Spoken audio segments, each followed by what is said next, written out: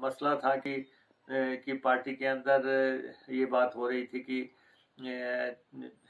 लोगों ने मेहनत की पार्टी को बनाने में, पार्टी को चलाने में, और वहाँ पे जो है आप प्रवासी मेहमानों को लाके बिठा दिया। तो भाजपा के काडर ने इसको रिजेक्ट कर दिया, प्रदेशवासियों ने रिजेक्ट कर दिया। ऑपरेशन लोटस जो है पूरी तरह बिखर गया, और कुछ लोगों की एमएलए-शिप चली गई। और एमएलए बनना कोई आसान काम तो होता नहीं, बड़ी मेहनत से एमएलए बनता है व्यक्ति। और विनाश काले विपरीत बुद्धि हो गई कि 6 आदमी अपनी सत्ता को और सरकार में उनके काम हो रहे थे। ये तो कहने की बातें हैं सरकार में कि जी इंडिपेंडेंस के काम नहीं हो रहे थे, प्लान नहीं हो रहे थे। वो तो कुछ ऐसा लोभ लालच आया कि शायद सरकार गिर जाएगी तो पता नहीं हम मंत्री बन जाएंगे, हमें कुर्सियां मिल जाएंगी। और इसलिए जो है जयराम जी तो आपने देखा गवर्नर हाउस के भी चक्कर मारते नजर आए। जयराम जी जो है इन एमएलए के साथ भी पैरवी करते आए जो, और वो दिल्ली में भी करते आए। लेकिन कुल मिला के कांग्रेस ने अपने जो उसको साख को जो है मेंटेन करना था उसको मेंटेन कर लिया। और 40 थे, 40 हैं, 40 रहेंगे। और मुझे लगता है कि अब जो बात आप कर रहे हैं कि सीपीएस की बात कर रहे हैं या कोई और बात कर रहे हैं, भाजपा को ये चीज़ें छोड़ देनी चाहिए। ये तरीका सही नहीं है, ये तरीका सही नहीं है। और ये हमेशा से लिटिगेशन में पड़े रहते हैं। हम तो कहते हैं पॉलिटिकल पोस्टें हैं, जब आपकी सरकार थी तो आप थे, हमारी सरकार है तो हमारे लोग हैं। तो लेकिन अब मुझे लगता है कि इनको सबक तो आया होगा इतने बड़े प्रकरण के बाद। और सर अब क्योंकि सरकार स्थिर हो चुकी है तो अब क्या एजेंडे को फलीभूत करेंगे। हिमाचल प्रदेश का जो वित्तीय स्थिति है वो एक बहुत बड़ी चुनौती है। और ऐसे इस चुनौती को से हमने कैसे पार पाना है, प्रदेश में विकास का एजेंडा हमने कैसे आगे लेके जाना है, रोजगार के मौके कैसे पैदा करने हैं, तो हम अपने एजेंडे पे लगेंगे। और मुझे लगता है कि इसके बाद भाजपा आत्ममंथन करेगी और पार्टी के भीतर भी इनके ये बात होगी कि हमें विपक्ष की भूमिका निभानी चाहिए और हमें अननेसेसरली जो है सत्ता हथियाने का प्रयास नहीं करना चाहिए। मार्जिन काफ़ी अच्छा है सर, 2 सीट पे जो जीत हासिल की है, नालागढ़ या देहरा की बात करें तो काफ़ी अच्छा मार्जिन है। देहरा हमीरपुर में थोड़ा सा अगर लगता है आपको कि कांग्रेस की थोड़ी सी कहीं कमी रहेगी? नहीं, देखिए हम 2 सीटें जीते हैं और बीजेपी 1 जीती है। अंत में तो यही होता है जो जीता वो सिकंदर। लेकिन हम सीटें मैंने कहा इम्प्रेसिव मार्जिन से जीते हैं, 9-9 हज़ार प्लस से हम सीटें हासिल की हैं। और उसके बाद हमीरपुर सीट बहुत नैरो गई है। और हमीरपुर सीट भी हम हासिल कर सकते थे, लेकिन अब इस पोस्टमार्टम के में जाने की मैं जरूरत नहीं समझता। मैं समझता हूँ कि जो फैसला जनता ने दे दिया है और वो आ गया है। हम 40 के आंकड़े पे पहुँच गए। हमने शुरू से कहा था कि हम 40 थे, हमें किसी भी हालत में 40 पे पहुँचना है, और हम 40 पे पहुँच गए। और वो आका हमने वो जो लक्ष्य था वो हमने अचीव कर लिया। और भाजपा को ये जवाब तो देना पड़ेगा प्रदेश की जनता को, वैसे भी वोटों से तो जवाब मिल ही गया है। लेकिन भाजपा को जवाब तो देना पड़ेगा कि आखिर उन्होंने सरकार गिराने की साजिश क्यों रची, ये तोड़ फोड़ क्यों की, ये इतना 4 महीने की राजनीतिक अस्थिरता आप लोगों ने क्यों पैदा की, और क्यों आप सरकार को हटा के जल्दबाजी में काबिज होना चाहते थे।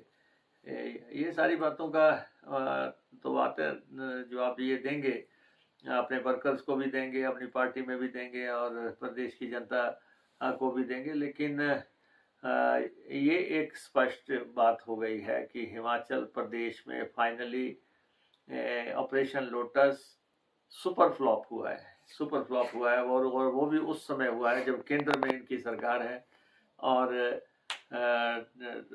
उनका पूरा सहयोग आशीर्वाद हासिल करके इन्होंने पूरे तामझाम और पूरे दबाव और हर तरह की साजिश षड्यंत्र के बाद भी ये सत्ता हथिया नहीं सके। और हम अपने काडर का धन्यवाद करते हैं, कांग्रेस के लीडर्स का धन्यवाद करते हैं, कांग्रेस हाईकमान का धन्यवाद करते हैं जिन्होंने मार्गदर्शन किया। कांग्रेस हाईकमान ने, वर्कर ने बहुत मेहनत की अपनी इसी पुरानी स्थिति को बहाल करने के लिए। पूरे प्रदेश का वर्कर वो बधाई का पात्र है और जो लोग जीत के आए हैं हम उन सबको बधाई देना चाहते हैं और उम्मीद करते हैं कि वो प्रदेश हित में काम करेंगे और आगे जो है विधानसभा में एक सीरियस एजेंडे पे काम होगा।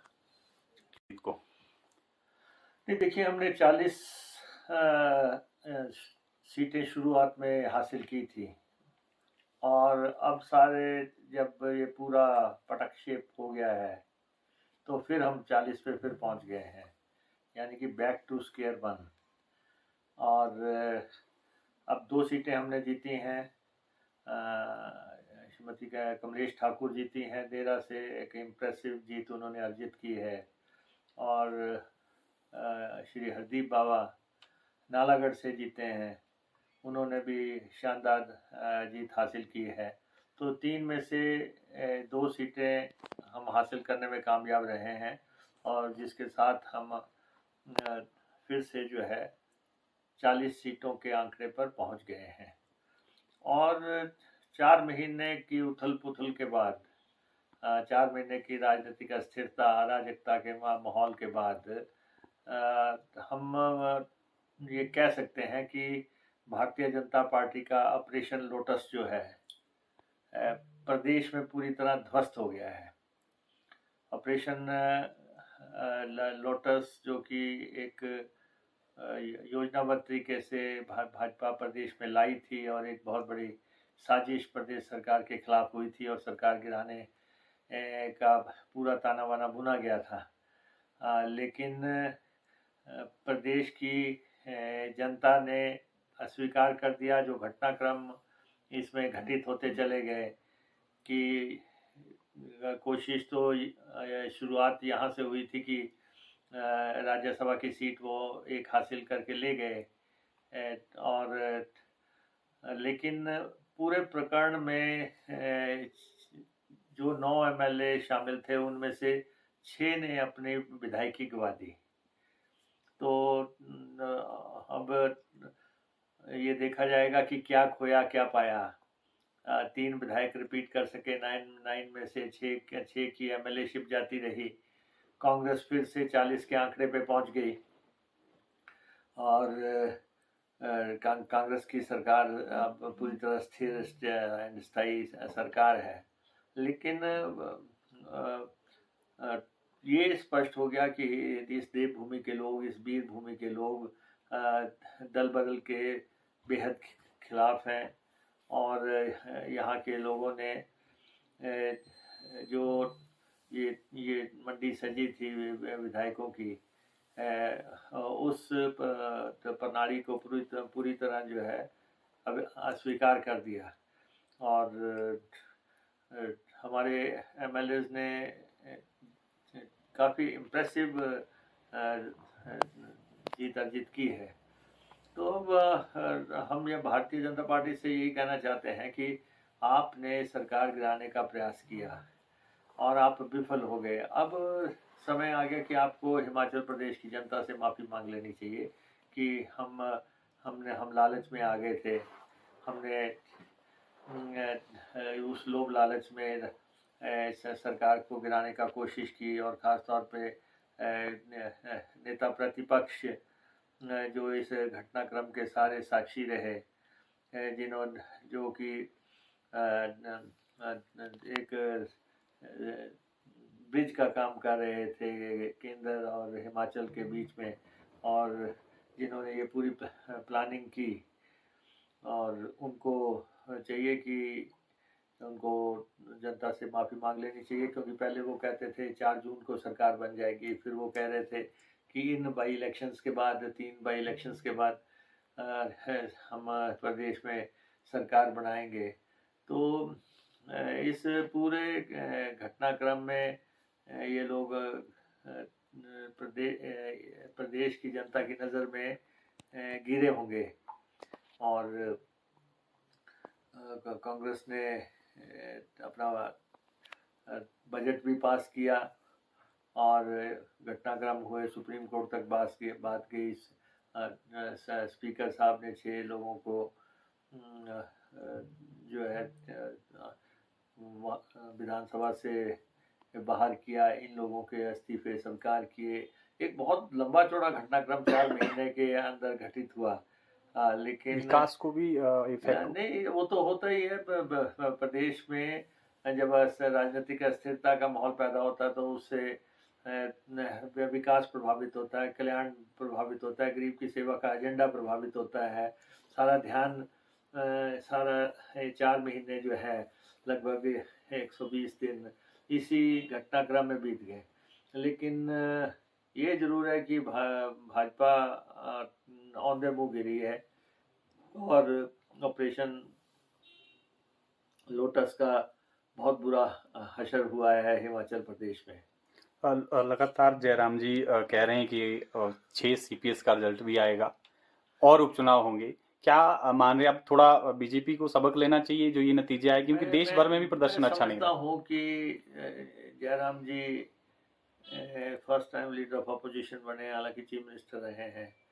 तो मैं चाहूँगा जयराम जी कंस्ट्रक्टिव अपोजिशन की तरफ भूमिका निभाएं, रचनात्मक विपक्ष की तरफ अपना ध्यान केंद्रित करें। शॉर्टकट से सत्ता हासिल करने का योजना तो उन्होंने बनाई, लेकिन उस योजना में उनको बहुत नुकसान हुआ है। और आप देखें कि भारतीय जनता पार्टी ने के काडर ने ही एक्सेप्ट नहीं किया, जो लोग इन्होंने जिन लोगों के साथ मिलकर इन्होंने सरकार गिराने का प्रयास किया, या जिन लोगों को इन्होंने टिकट दिए, या जिन लोगों को ये पार्टी में लेके आए, हर जगह काडर ने तो विरोध कर दिया। भाजपा के काडर ने हर जगह जो ये मेहमान गए थे इनका विरोध किया है। तो वो भी एक बहुत बड़ा मसला था कि पार्टी के अंदर ये बात हो रही थी कि